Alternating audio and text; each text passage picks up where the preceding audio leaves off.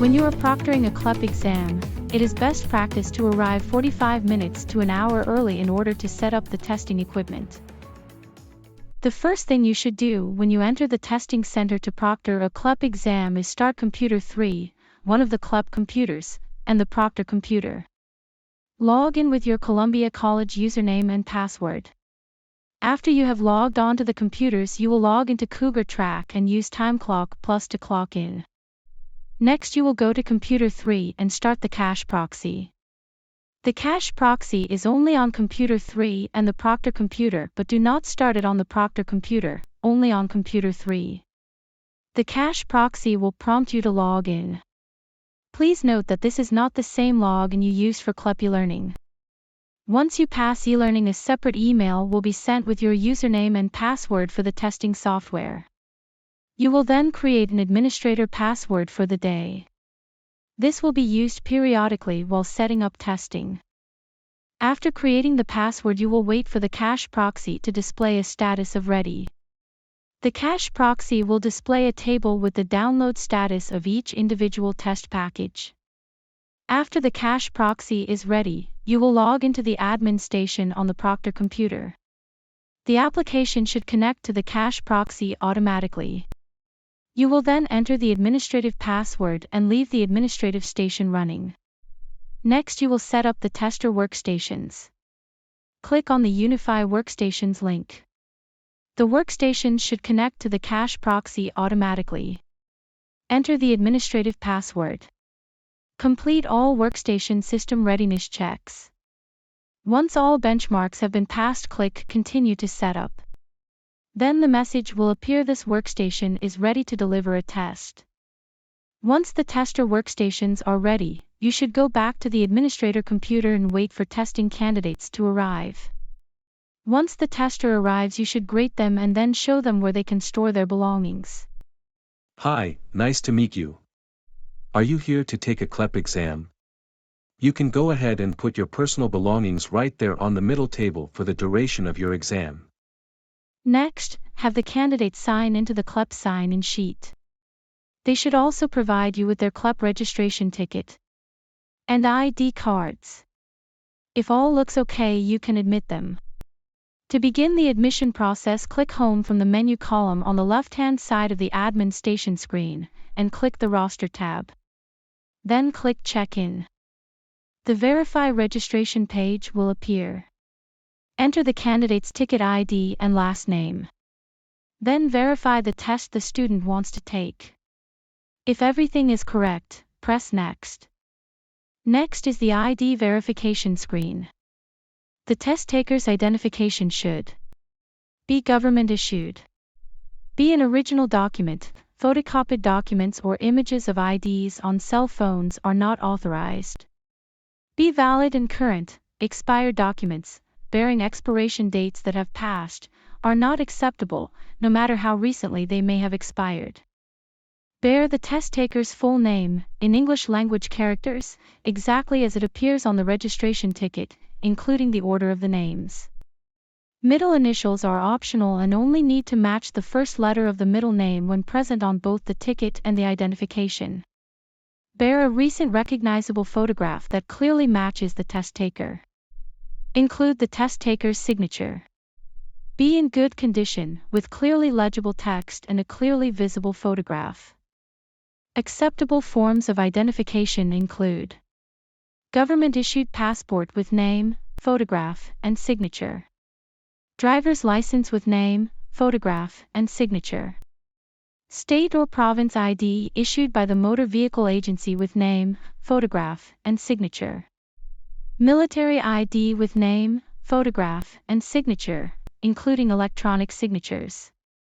National ID with name, photograph, and signature. Tribal ID card with name, photograph, and signature. A naturalization card or certificate of citizenship with name, photograph, and signature. A permanent resident card, green card, with name, photograph, and signature. The following documents are not acceptable forms of ID for the CLEP examinations: credit or debit cards of any kind, Social Security card, Employee or work ID. School ID. Any document that is photocopied or expired. Any document that does not bear a recent recognizable photograph that clearly matches the test taker. Any document that does not bear the test taker's name in Roman English characters exactly as it appears on the registration ticket. Any document that is worn, torn, scuffed, scarred, or otherwise damaged in such a manner that it renders any part of the text on the ID card illegible or renders any part of the photograph unrecognizable. Any document that appears tampered with or altered. The verification screen will prompt you to select the type of ID presented. Select the ID type and click Add to move it to the Candidate ID box. If a candidate is a Dante's funded candidate, there will be two ID screens. On the first you will indicate the type of ID provided. On the second screen you will confirm that the candidate provided a valid Dante's ID. Next, the Verify Name and Date of Birth screen will appear. You will answer the 3 questions and click Next. Then the Workstation Assigned and Seating Instructions screen will appear. It will display the name and IP address of the workstation assigned to the candidate. Click Finish to send a launch message to the testing workstation. A proctor or a TCA should escort the candidate to the assigned workstation. Ask the candidate to wait while you prepare the workstation. The candidate should not sit down yet. Verify that the information on the testing workstation screen matches the candidate. Compare the name and date of birth on the screen to the candidate's ID. If the information is correct, click Confirm. If anything does not match up, return to the administrator station and resolve the problem. Just to confirm, your name is Scooter Cougar, you were born on January 1, 1851 and you are taking the Spanish 1 CLEP test today. Yes, that is correct. Great, let me just click Confirm. You will be asked to enter the override password again, then the test taker's information will appear on the screen. This is the first thing the candidates should see. Allow the candidate to be seated. Once the candidate is seated, inform the candidate as follows. The candidate should verify that the exam name and candidate name on the screen are correct. All personal items except ID should be locked up if your test center provides a secure area, or stored on the floor under the workstation. The candidate's ID should be kept face up on the workstation desktop.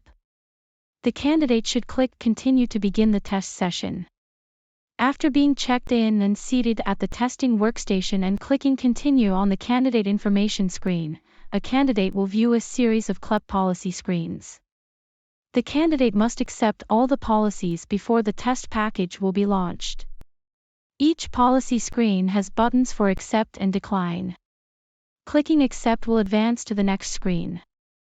Clicking decline will cancel the candidate's check-in. The candidate will be prompted to confirm that they wishes to decline the policy and cancel the testing session. The policy screens are as follows. Confidentiality. Misconduct policy. CLEP retest policy. If you need the administrator, which instructs the candidate to raise a hand if he or she has a problem with the computer, needs more scratch paper, or needs a test center administrator for any reason. Dante's privacy statement, which is presented only to Dante's funded candidates. Once the candidate has accepted all of the policy screens, they will begin their exam. Alerts will be sent to the admin station regarding testing status.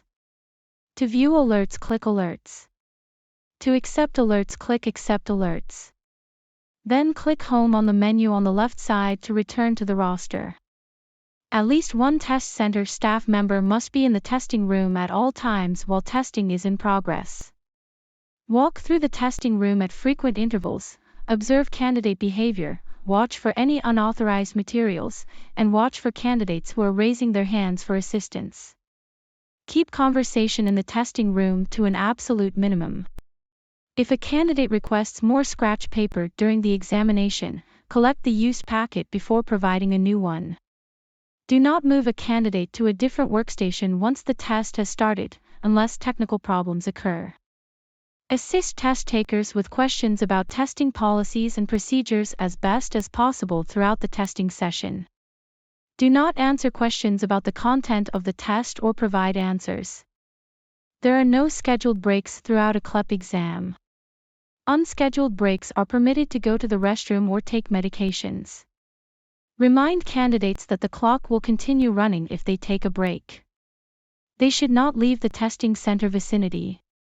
Candidates should not view study materials, phones, or other prohibited items during the break. After the break, make sure the test taker returns to the correct workstation and does not have any prohibited items with them. To initiate an unscheduled break, press the Ctrl-Shift ? keys simultaneously on the testing station keyboard. Then enter the AO password at the prompt. You will be presented with 3 options. Display examinee information. Initiate an unscheduled break. Stop the current testing session. Select Initiate an unscheduled break and click OK. This will lock the workstation, and the message "An unscheduled break is currently taking place" will be displayed on the screen. However, the examination clock will not stop. Time will continue counting down. To resume testing, press the Ctrl-Shift ? keys again, enter the AO password at the prompt, select Stop the unscheduled break, and click OK. At the end of a testing session, the workstation will display a test completed message and the admin station will show the candidate test status as finished. Collect scrap paper. Have the test taker retrieve personal belongings and print the candidate score report. To print the score report, select Score Report from the menu option. Then select Print when prompted. After giving the score report to the test taker, thank them for taking a CLEP exam and they are free to leave the testing center. Before closing the testing center, you must shut down the cache proxy. Unlock the cache proxy. Check the results upload status indicator at the bottom left corner of the screen. If the results upload status is complete, then the test results have been uploaded to ETS.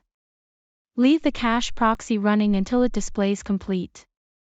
Lastly, shut down the testing computer. Clock out on Time Clock Plus, remove trash as necessary, turn off the testing center lights and lock the testing center.